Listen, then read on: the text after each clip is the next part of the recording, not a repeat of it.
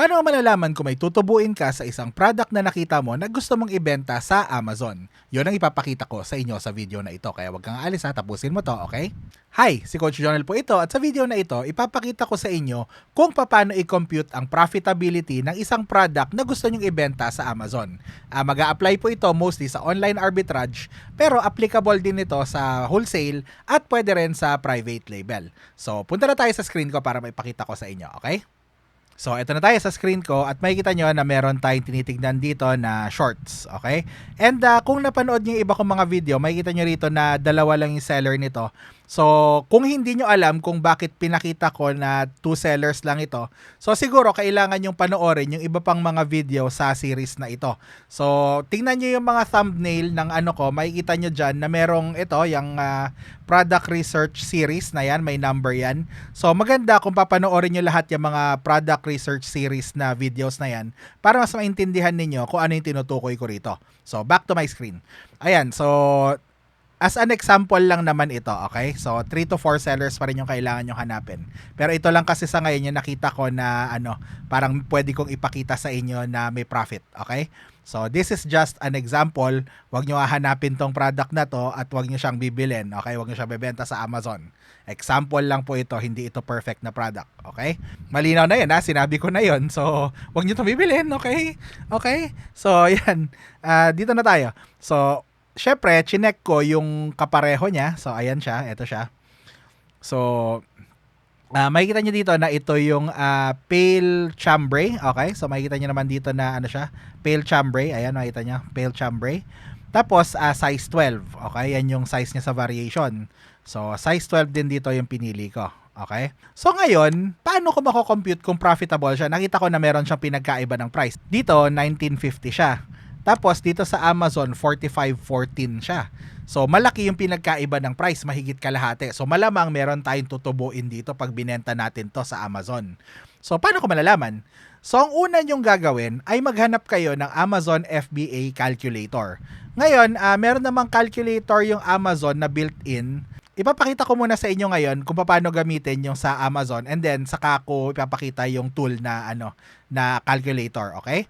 So punta tayo dito, i-google natin, okay? Amazon FBA calculator, okay? So ayan, Amazon FBA calculator, ayan.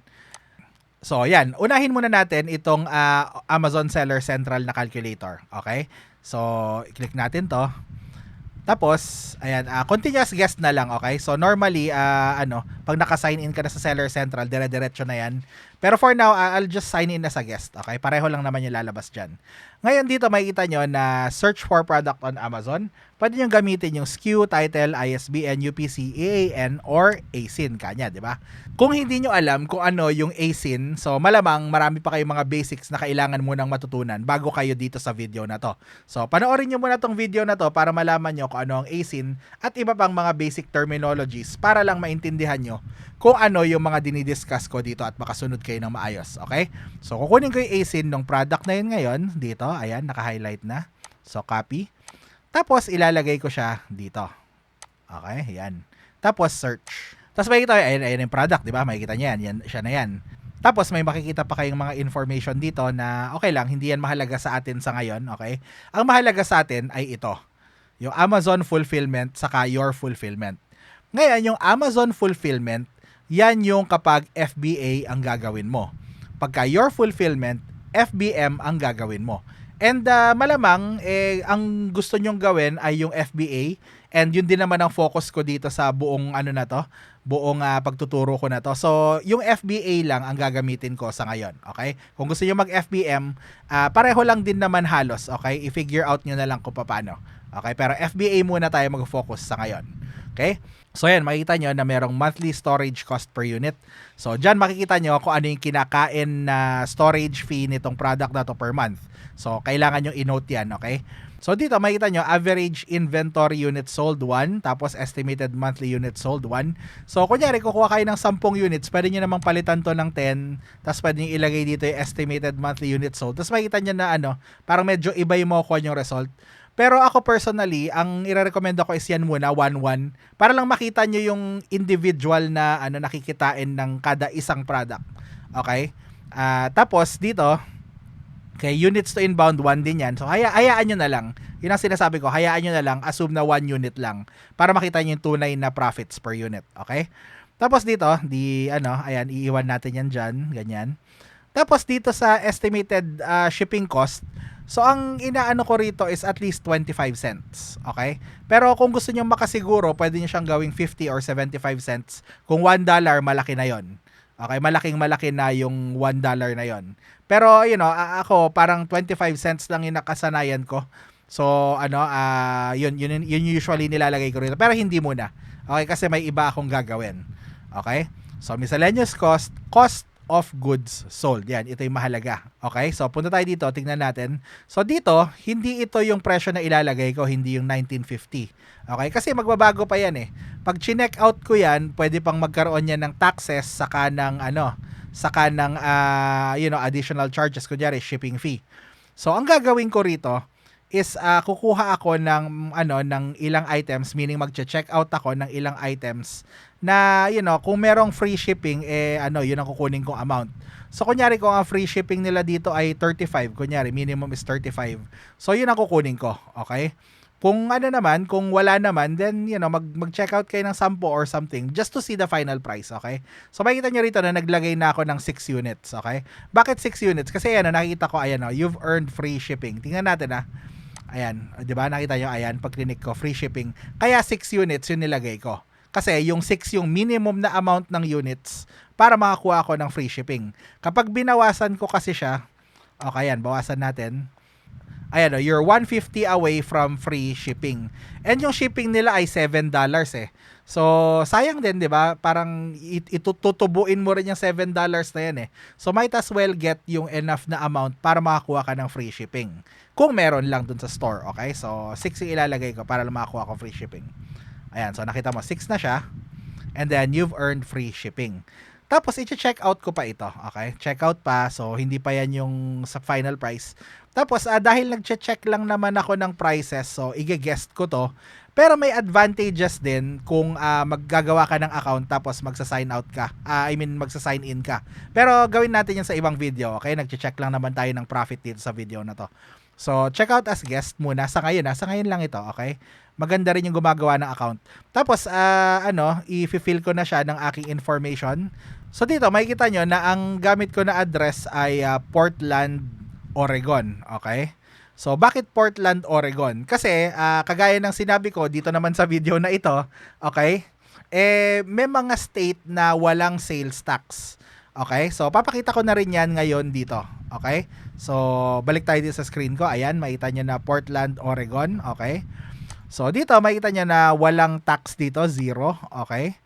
Tapos, dito, meron ng credit card na enter your payment. So, pag nakarating na kayo dun sa enter your payment, tapos may place your order na or place my order or finalize, parang kayo, or review, yun na yung final price. Pag sinabing final price, alam mo na naka-apply na yung shipping and taxes. So, 117 siya dito sa Portland, Oregon kasi yung Oregon ay isang sales tax free state. So, tapos 6 na 'di ba? 6 na units. So, 117 divided by 6 yan equals 19.5.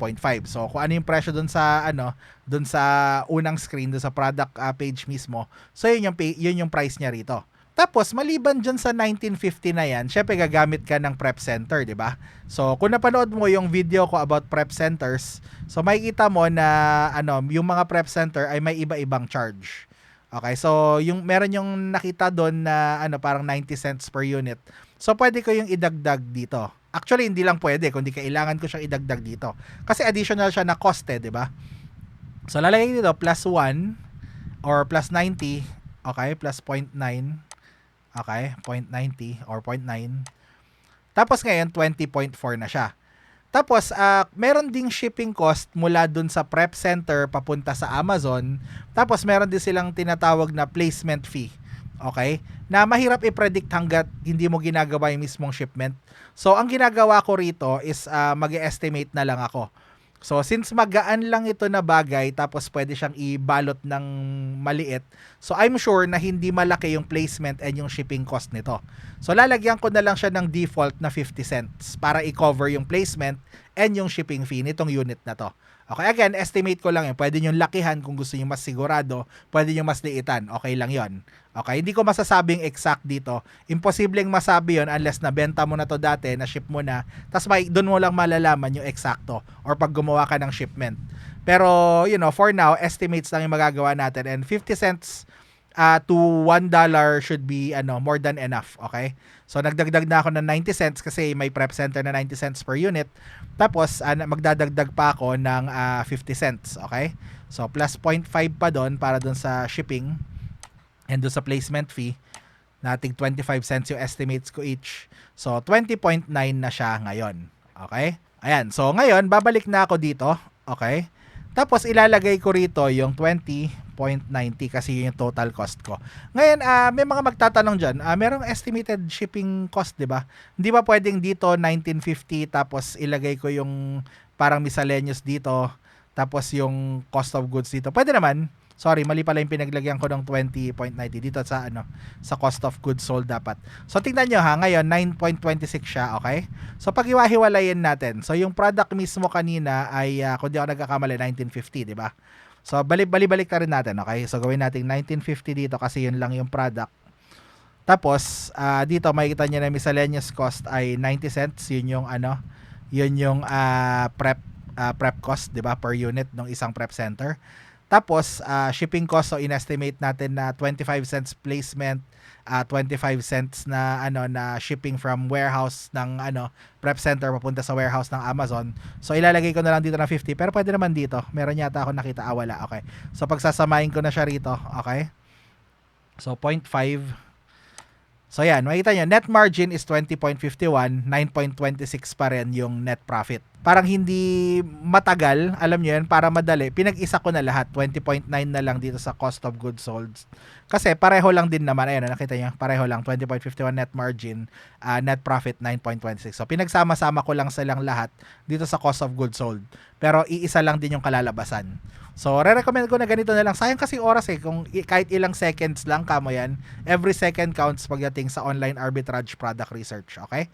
So, yan. Nakita natin yan. Okay? So, ganyan yung mano-mano na pag-compute ng profit ng isang bagay kung ang gagamitin mong calculator ay itong sa Seller Central.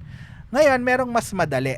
Okay, merong mas madaling way para i-compute yung profitability ng isang product na hindi mo na kailangang idaan dito. Tapos mas marami pang data yung makikita mo. So ano yun? Ang mga yon ay yung Amazon FBA calculator na third party. Okay? So balik lang ako dun sa sinearch ko kanina, 'di ba? Ang pinili natin kanina yung Amazon Seller Central. Ngayon, pipili naman ako ng iba. So pwedeng yan, yung FBA calculator ng Helium 10, pwedeng itong sa Seller Sprite, okay? Pwedeng itong AMZ Scout, pwedeng ito, Seller App.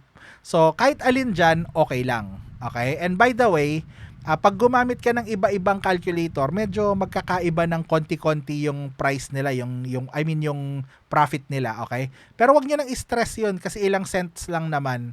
Okay? Ang tip ko is kumuha kayo ng isa na calculator and then just stick with it. Yun na lang yung paniwalaan nyo. Okay? Kasi sayang yung oras nyo na mag-analyze bakit magkakaiba yung presyo nito mga calculator na to. Parang sayang ang oras nyo, promise. So, kuha na lang kayo ng isa, pili kayo ng isa and just stick with it. Okay? So, ako lang, nasanay lang ako na ginagamit itong AMZ Scout. So, yun ang kukunin ko. Okay, so punta lang kayo dito. So, again, ginugol ko yan na Amazon FBA Calculator. So, isa to sa mga results. Tapos, click nyo lang yung Add to Chrome. Tapos, ayan, add extension. Minsan, pag naka-Philippines kayo, hindi kayo naka-VPN, so, makikita nyo, idagdag sa Chrome. So, pareho lang yan. Yan lang din yung steps. Okay, tinagalog lang nila. Tapos, add extension. Yan. Tapos, after nyan, so, makikita nyo na siya dito. Okay? So, ayan, na-install na siya, di ba? Tapos, ayan, nakita nyo may lumitaw dito kanina sa taas na to. So, ganyan siya pag hindi nakapin. So, ang nire-recommend ko is ipin nyo siya. Ano ibig sabihin nun? So, i-click nyo ito, yung mukhang puzzle na yan, yung mukhang jigsaw puzzle na icon na yan, okay? Click nyo yan, tapos makikita nyo may pin dito na icon, di ba? So, i-click nyo, tingnan nyo mangyayari, tingnan nyo mabuti to kapag pinindot ko to, okay? So, nakita nyo lumitaw siya, di ba? So, pag tinanggal ko yan, mawawala siya. So, ipin nyo na lang, yung mga kailangan nyo na extensions ay ipin nyo na. Okay, pag-uusapan natin yung mga extensions na kailangan o tools na nire-recommend ako sa ibang video, okay? Huwag kayo mag-alala. Pero for now, ito muna. Okay? So, ipin nyo siya para makita nyo na siya. Ngayon, nakikita nyo na siya rito. Okay? Ang kailangan nyo lang ay i-click yan. Tapos, run AMZ Scout Calculator. So, i-click nyo to. Okay? Tapos, makita nyo na parang ganun din kung ano yung mga, kung ano yung mga meron doon sa, kung ano yung mga meron doon sa, doon sa kabila, doon sa Amazon Seller Central Calculator. So, sila rin yung mga bagay na nandito. So, dito, makita nyo na auto-populated na yung product price. Yung pala, hindi ko napakita sa inyo dito. So, yan, ito, yun, yung item price. Yung item price usually is yung current price. Okay? Yung Amazon prices kasi nagbabago-bago yan. Pero yung current price, nung tinitignan nyo yung product, so siya yung nag-a-apply dito sa item price sa Seller Central. At most likely, ganun din yung ginagawa dito sa AMZ calculator, Scout Calculator. Okay? So, 45.14. Pwede nyo palitan yan kung gusto niyo, okay lang. Okay? Pero saka na natin pag-usapan yung presyo, okay? Sa ibang video na lang. So, yan. Nakita nyo na 45.14. And kagaya nung ginawa ko kanina, 'di ba kanina pinagsama-sama ko na silang lahat. Kasi pareho lang ilalabas. So yun na lang din gagawin ko rito. Yung hindi ko na paghihiwalay yung product cost na 9.50, shipping cost na 25 cents, o kung ano pa. Okay, pagsasamahin ko na lang sila sa product cost kasi parehas lang din naman yung lalabas. Okay, so ano yun? 20.9. Okay? So 20.9. Ayan, tapos pagkalagay nyo, ayan, makikita nyo dito, yung total FBA fee, yan na yung fee. So, yan yung kinukuha ng Amazon, okay? Sa pag nabenta nyo tong product na to, kukuha yung Amazon ng 13.66. Okay? Tapos, yung profit nyo, yung tutubuin nyo per unit ay 10.58. So, kung napansin nyo, ayan, may pinagkaiba sila dito, 9.76 or 26. Doon sa kabila, ano siya, mas malaki, di ba? 10.58. So, dito kayo magkakaroon ng choice kung mas gusto nyo bang mag-revenue calculator ng Amazon o gumamit nito. Yun yung sinasabi ko kanina na mag-iba-iba yung presyo nila, iba-iba yung price nila na makukuha nyo, yung yung profit na makukuha nyo. So, pili na lang kayo ng isa kung ano yung gusto nyo gawin, stick with it, okay? Pero ang gusto ko dito sa AMZ Scout kasi, lahat ng kailangan kong data nandito na. And then, lalo na yung ROI, okay? So, ang hinahanap ko kasi usually na ROI nasa mga 30% and up pagdating sa online arbitrage. Minsan nasa baba, okay lang naman. Depende kung talagang mabenta yung item. Di okay lang yung mababa yung ROI. Pero, mostly hinahanap ko 30%. So, yun. So, ano ang ROI? ROI, return on investment. And hindi yan yung ROI na typical na business. Kasi, kunyari, sinasabi nila kunyari, pag bumili ka ng Jollibee, ROI in 10 years ba yun or sa 15 years? So, yung return on investment mo, yung pinagpatayo mo ng Jollibee, mababawi mo in 15 or something years. Nakalimutan ko ilan. Pero dito, ang ROI ay kung ilan yung percentage ng tutubuin mo kumpara dun sa ginastos mo dun sa product. Okay? So, wag niyo na itanong sa akin paano yung formula nun. Okay? Basta yun, kung gumastos ka ng $10 dun sa product, tapos $3 yung tutubuin mo. So, yun, yung $3 yung 30% ng $10 na ginastos mo dun sa product. Kaya 30% ROI. Okay? Iba yung terminology dito sa pagbebenta sa Amazon. Okay? Kung sanay ka nang mag-business. Okay? So, 30% ROI. So, ROI nito ay 50.61. So, malayo kasi ako eh. Hindi ko makita ng maayos kahit nakasalamin na ako. Tapos, profit per unit ko nga ay 10.58 ba yan? 10.58. Ayan, di ba? So, yun yung dalawang numbers na mahalaga sa akin. Okay? So, yan. Alam ko na profitable itong product na ito. So, ganun lang kasimple, di ba? Kailangan mo lang gumamit ng calculator, kailangan mong gumamit ng Amazon na Seller Central Calculator, bahala ka na doon. Ganun mo lang malalaman kung profitable ba yung product na nakita mo or hindi. Ngayon, kung nakatulong sa iyo ang video na to, please wag mo kalimutang i-like. At kung gusto pa makita ng iba pang mga videos ko in the future, so wag mo kalimutang mag-subscribe para matuwa naman ako. And kung meron kang request sa mga content, so kung may tanong ka, ilagay mo sa comment sa ibaba at sasagutin ko lahat yan. Tapos, wag niyo rin kalimutan tignan yung mga links ko dyan sa description ng video. Meron kasi ako mga ino-offer na services. Baka lang naman, baka kailangan nyo ng tulong na i-set up yung store nyo, i-run yung store nyo. So, nag-offer ako ng mga services para matulungan kayo. So, nandyan yung links ko sa ibaba. Tapos, meron din akong Facebook group. So, punta kayo doon kasi balak kong mag-live stream doon at least once a week. So, at the time of recording, so hindi ko pa na-determine kung kailan yon. Pero malamang, pag pinapanood mo na to ngayon is nakapag-set na ako ng day. So, mag-join ka doon. Libre lang naman, wala namang bayad. Tapos, pwede kang magtanong doon, tapos makakasama mo pa yung iba pang mga interesado na mag-online business. Hindi lang Amazon, kundi online business. Okay? So, maraming salamat po sa inyong lahat and I'll see you next video. Bye.